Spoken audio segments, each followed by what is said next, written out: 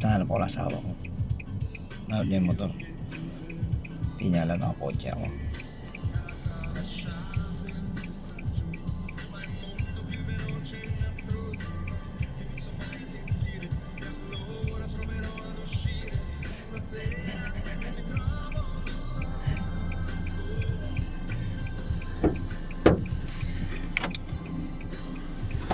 Yabang na kotse.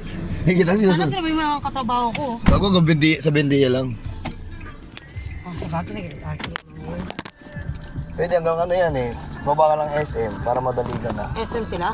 Ikaw eh. Taga-Tondo yan eh. Ano sabayin mo? Yung naka-green. Ay, sabay mo. Taga-SM yan, tinusto mo. Ano sabayin SM mo? Manila? Oo. Ay, sa bagay, ano ata yun?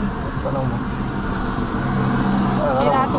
Di, layo na sila. Ano? May! Siya May! Layo na, yaman na sila. Ano yan eh, taga-Tondo. Eh, nahayawa ako. Bak- Sabi mo sakit ulo mo. Sinundo kita. Gago. Ayoko. Sabihin nila, tangina, nakasasakyan ako, tapos humihingi ako sa kanila, ano. Hayop ka. Bakit sa kapunta? Ba't may ganito? Hinatid ko yung asawa ni Doc sa Rizal. Sabi ko, damaretso na ako. Lasing ko pa naman. Sakto pagdating doon, sandaling hintay na lang ako. Hindi ko kinikibo si Doc eh. Simula nung sabi niya, magdadrive ako ng ano. Linggo? Oo. Oo. Sanay ka na, bibili na ako ng kotse.